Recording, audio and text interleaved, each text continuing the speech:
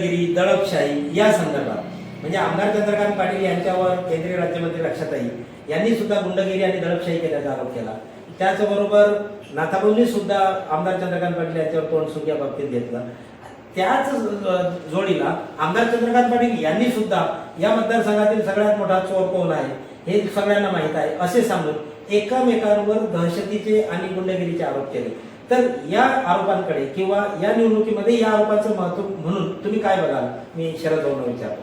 म्हणतो की निवडणुकीमध्ये एकमेकांवर तोंडसुख घेतलेला आहे आणि एकमेकांवर आरोप प्रत्यारोप केलेले आहे, परंतु राजकारणामध्ये या सर्व गोष्टी चालू असतात। साम दाम दंडभेद या सर्वांचा आणि रणनीती या ठिकाणी आखली गेली। आपल्याला माहिती आहे की एकनाथराव खडसेंनी आता मतीबाईंनी सांगितलं की अतिशय चांगली गुगली टाकली होती। त्यांनी कोणत्याच प्रकारचा याच्यामध्ये भाग न घेण्याचं सांगितलं होतं, परंतु त्यांनी अप्रत्यक्षरित्या नव्हे तर प्रत्यक्षरित्या भाजपाला याच्यामध्ये मदत केलेली।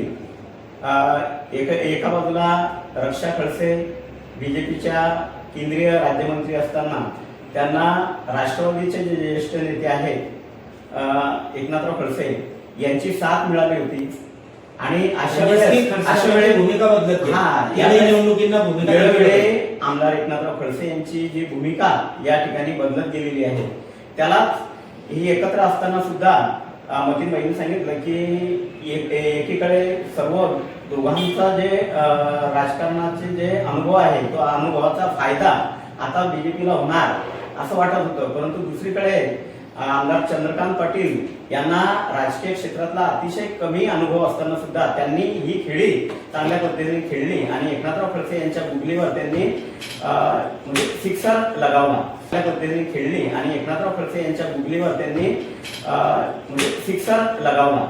तर असे असताना आपण पाहतोय की आरोप प्रत्यारोप दोघांनी केलेले आहे, परंतु जनतेने मात्र त्यांच्या या आरोपांना त्यांनी बरोबर उत्तर दिलेलं आहे आणि त्यांनी जनतेचा कौल चांगला दिलेला आहे। त्यामुळे आपण या जनतेला मला वाटतं दुसरी गोष्ट जनतेला या ठिकाणी अनेक वर्षापासून जो विकास व्हायला पाहिजे होता तो झालेला नाही। त्यामुळे जनतेला एक अपेक्षा आहे किंवा नौखा आहे, नवीन मुलगी आहे, ही सुद्धा काहीतरी कायापालट करेल आणि म्हणूनच त्यांनी हा जनतेने कौल दिलेला आहे असं मला वाटतंय। बरोबर।